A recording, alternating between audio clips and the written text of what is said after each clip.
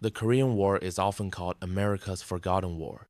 Caught between the grand narrative of World War II and the televised turmoil of Vietnam, its stories have often faded into the background. But for the men who were there, it was anything but forgettable. They were young, sent to a land they'd never heard of, to fight a war few understood. They left behind pieces of themselves in the cold mountains and the churning waters of the Korean peninsula. This story comes from a journal, discovered only last year inside a tackle box belonging to the late PFC Jack Riley. His grandson found it, filled with words his grandfather never spoke aloud. The entries paint a picture not of combat, but of the quiet, haunting moments in between, looking out over the waters of Pusan harbor. The first thing that hit me wasn't the cold, or the smell of kimchi and diesel fuel that hung in the air like a permanent fog. It was the sound. A constant grinding symphony of a world being taken apart and put back together again. The groan of steel as ships taller than any building in my hometown of Astoria nudged against the docks. The shouts of men in a language I couldn't grasp, their voices sharp and urgent, and beneath it all, the endless, whispering hush of the bay. They stationed me in Pusan. I wasn't a frontline rifleman, not one of the heroes you'd read about. I was a supply clerk, a number checker, a cog in the vast, hungry machine that fed the war. My battlefield was a sea of crates and paperwork. My weapon was a clipboard. Every day, I watched the bay. At dawn, it was calm, almost peaceful. The water, a sheet of hammered silver reflecting a pale, indifferent sky. It looked so much like the mouth of the Columbia River back home that for a few seconds I could almost fool myself. I'd close my eyes and feel the familiar salty breeze. Imagine my father beside me, casting a line, his quiet presence a comfort. But then I'd open them, and the illusion would shatter against the sight of a Navy destroyer, its gray silhouette a stark reminder of where I was. We worked 12, sometimes 16-hour shifts. We loaded trucks with ammunition, K-rations, medical supplies.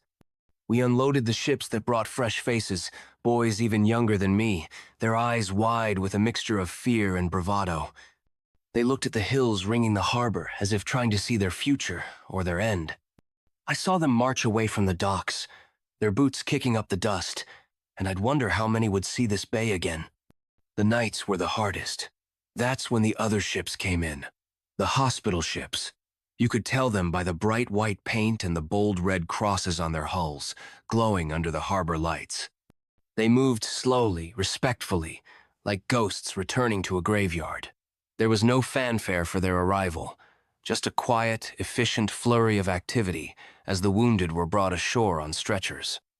We weren't supposed to watch, but we all did. You couldn't look away.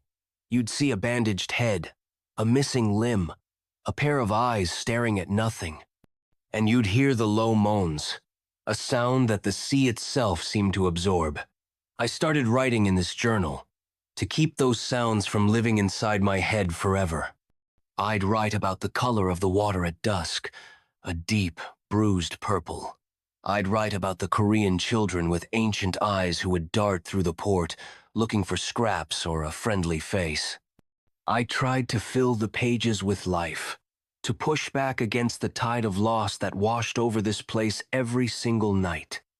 One evening, a young Marine was brought off a landing craft. He couldn't have been more than 18. He was laid on a stretcher near my station while waiting for an ambulance. His face was pale, but his eyes were clear. He kept looking past me, out at the dark water. "Is it deep?" he asked, his voice raspy. I nodded. "Yeah, it's deep." He was quiet for a moment. Then he said, "I told my girl I'd write her a poem about the ocean here, the Pacific. Sounds romantic, doesn't it?" He tried to laugh, but it came out as a cough. "I can't think of any words. It's just gray. It brings things and it takes things away. That's all." I never saw him again. I hope he got to write that poem. His words stuck with me. The bay wasn't a place. It was a process. A constant, relentless exchange. It took healthy boys and returned broken men. It swallowed supplies and spat out casualties. It was the threshold between the world we knew and a world we were forced to endure. It held the echoes of every ship's horn, every shouted order, every whispered prayer. My last week in Pusan, I sat on a pier after my shift, just watching the sunset. The water was on fire with streaks of orange and red, a beautiful, violent spectacle. For the first time, I didn't try to compare it to home. I just let it be what it was. The Pusan Bay, a place of profound sadness and incredible strength. A place that had taken a part of my youth but had given me a heavy, unwelcome understanding of the world. I thought about all the men, like me, who had stood on its shores. Their stories, their secrets, their last thoughts. Were they all out there, floating in the deep? I felt an overwhelming urge to tell someone, to explain what this place felt like. But who would I tell? How could you explain a feeling that was as vast and deep as the water itself? So I just wrote it down. Here. For me.